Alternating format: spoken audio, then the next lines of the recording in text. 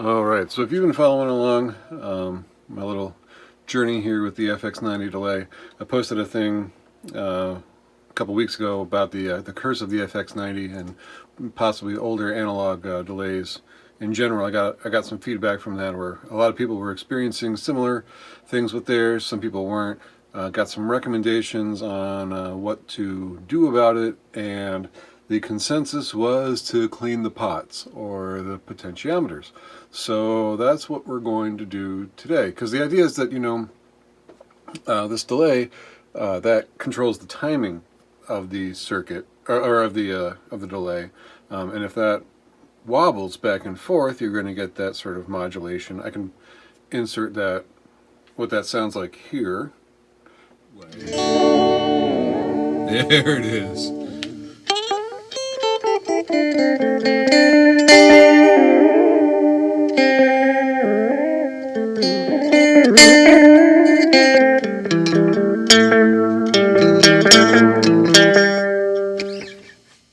All right.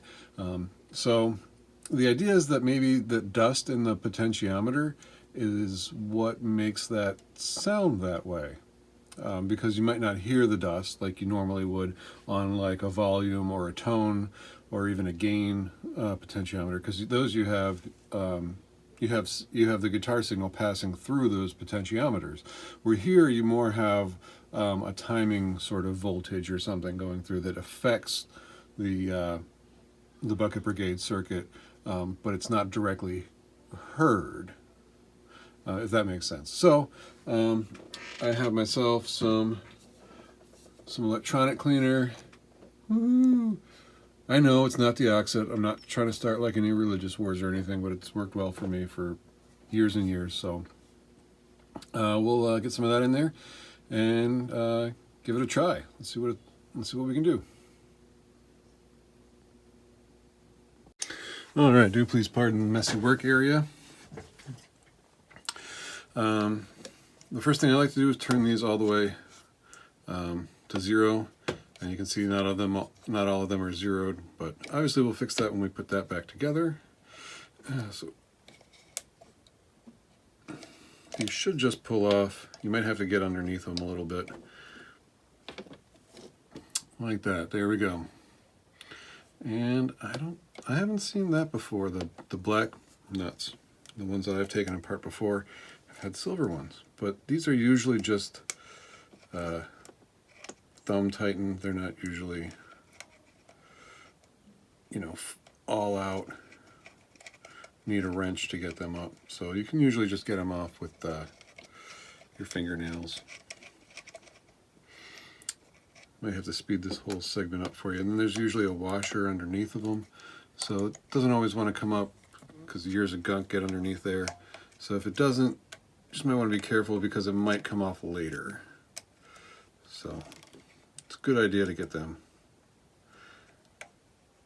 There we go.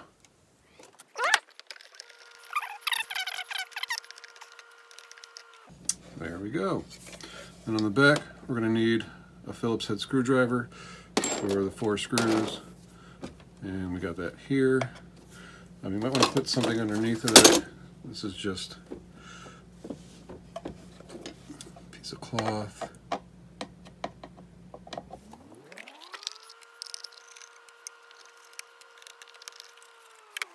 And let's see what we have in here.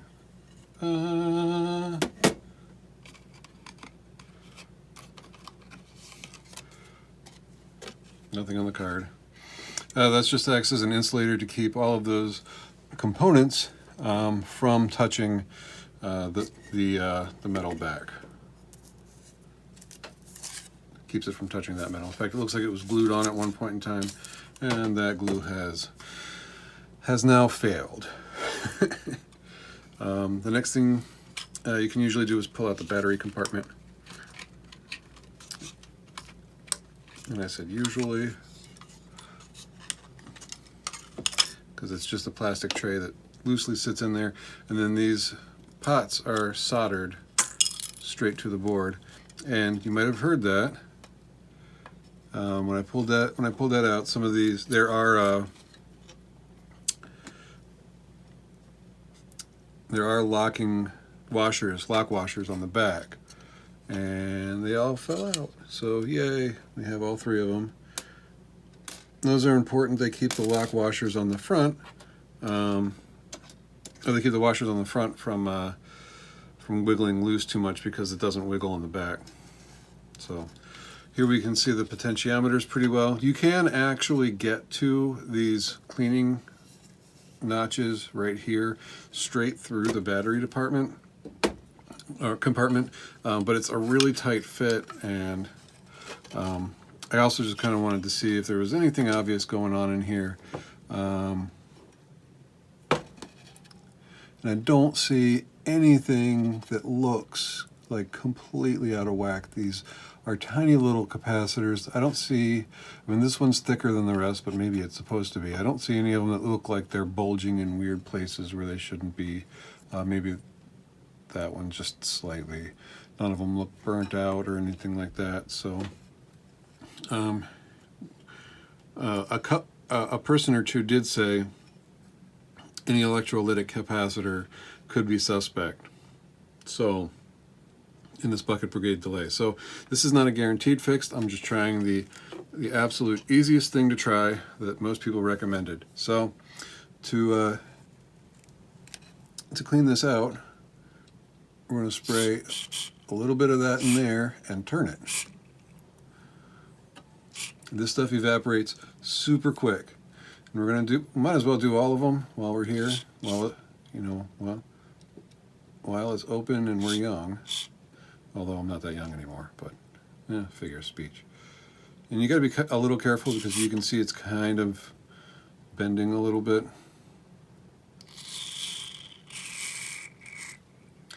And this contact cleaner, this electronic contact cleaner is it's a hyper evaporative.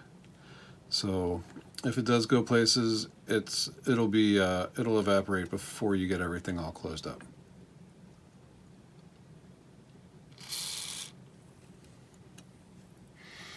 There we go. And then the other thing I like to do, and you can't do this with the battery, is there's a spot underneath where these contacts go up. I like to spray in there and do the same thing all the way around to the one side, all the way back. Some of these are still pretty tight. I've had some DOD pedals, like I have a flanger where the pots definitely aren't this tight. So this is in pretty good shape. And then the timing one, which this is probably the most important one. Oh, and you can see it come out the top there a little bit. Oh, it feels like it's moving a little bit easier right now. So we can hope. Now I did get some on that, which is kind of too bad because it's a little bit of a sort of nostalgia thing. Somebody, put their initials in who probably inspected it. While we also have everything off, now is a really good time to get all the dust that's really close to the edges of those knobs off. And some people might not recommend this, but you can actually spray it with a little bit of the contact cleaner. This stuff is pretty much just hyper evaporating alcohol. It shouldn't take any of the paint off, and you can see it's clean. Just takes dirt and grease. So get some of that age-old dirt out of there.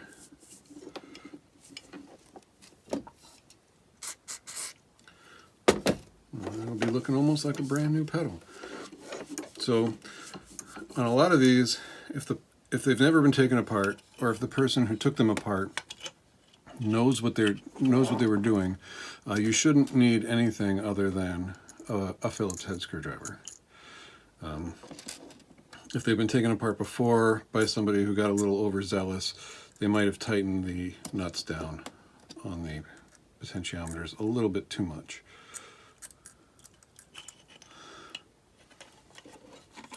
So we put the lock washers back on, and we'll close it back up like that.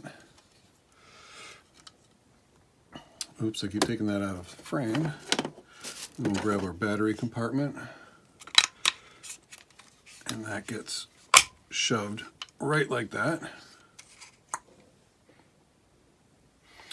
And before we go too much further, we're going to put the washers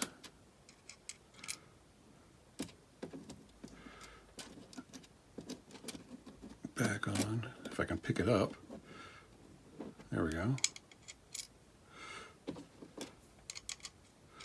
I do kind of like how that black hardware looks with the black plastic of the pedal and the black of the DOD. I don't know, I just think that's cool. So, like we found it, you don't need to super tighten these down.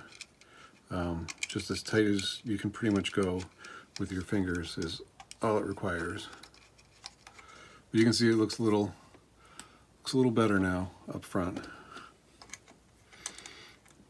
So if you were to sell it on eBay, you can get a couple extra bucks maybe for it. So it's a good thing to do. Just pulling the knobs off and cleaning that dust around them, I think, is a good thing to do, period, if you're going to try and sell it, because it'll look way, way better. Just tightening these as much as my fingers can. All right. Now we want to put that card back, and we want to put it the same way we found it. Might want to wipe some of that glue off a little bit, just so it doesn't get in there and gum that all up. And same thing with the back of this. In fact, we might want a little, if it'll clean electronics, it'll clean metal.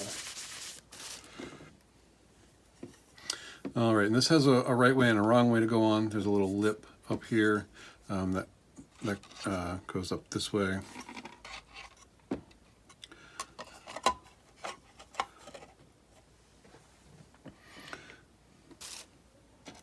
And maybe it's from changing a tire, but I like to put these on in the star pattern.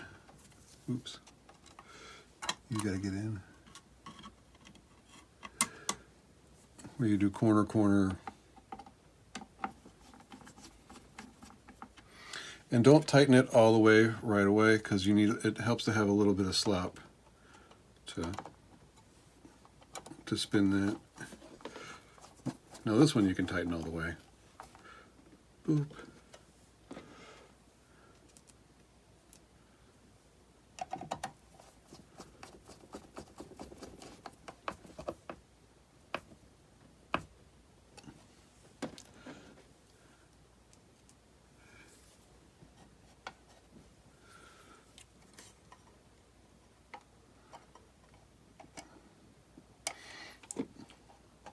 And that stupid piece of paper is just a little bit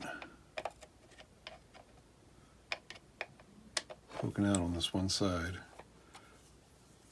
You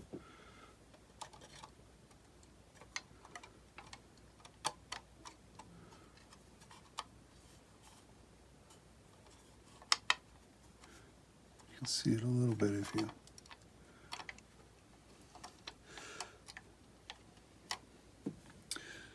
so.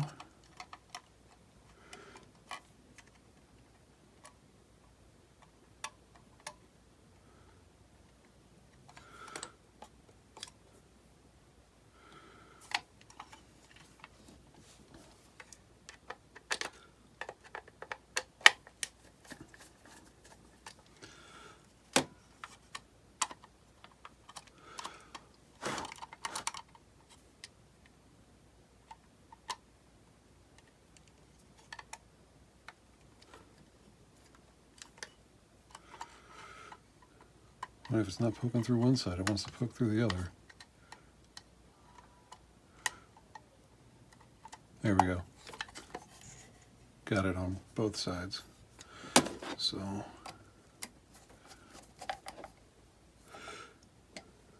before it can go anywhere, let's tighten that down a little bit.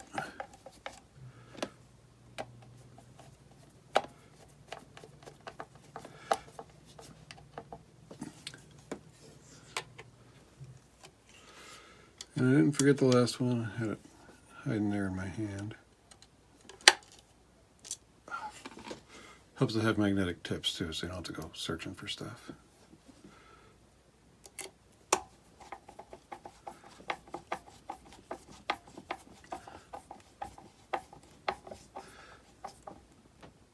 There we go. We're going to move all of these to all the way to the left again. And I get pretty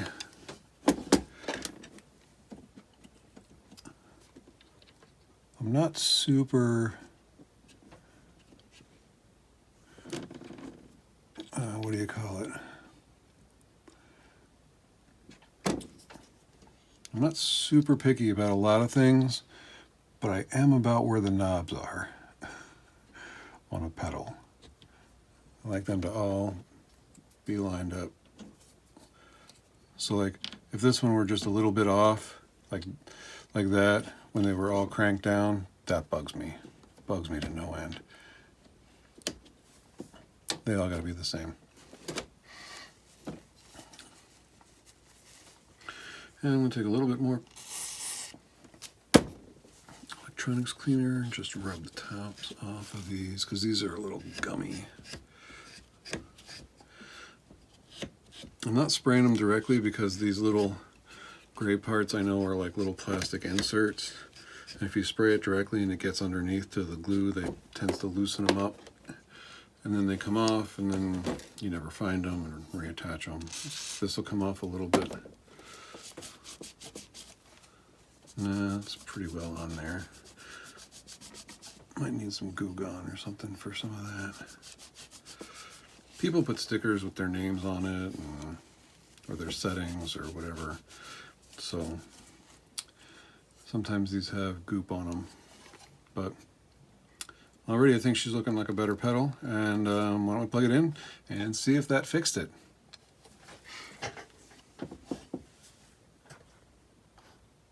All right, here's the test. Let's see if it still does that thing.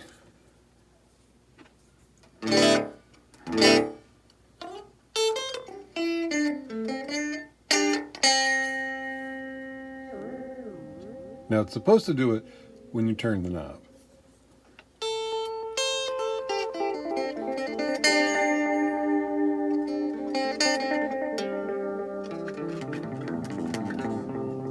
Turn it up a little bit.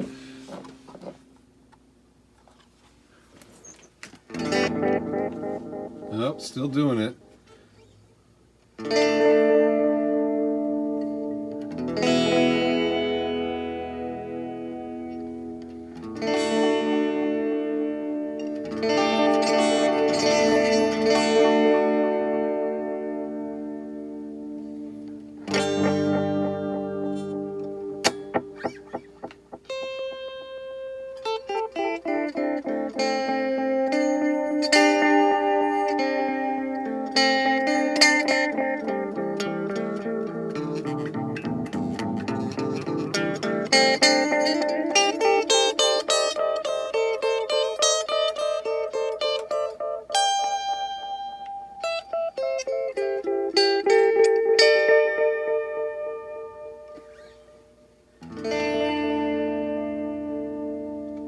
Doesn't do it as bad, but it still does it.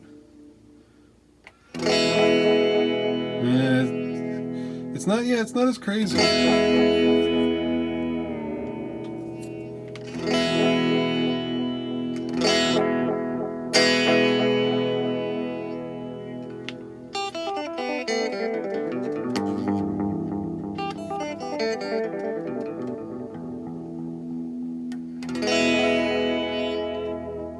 Yeah.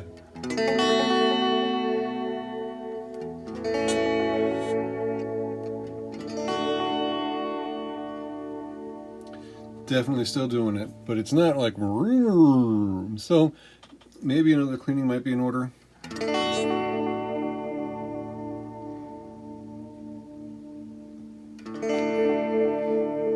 There sure are a lot of electrolytic caps in that, as you saw earlier, so tracking that down is probably going to be pretty tricky.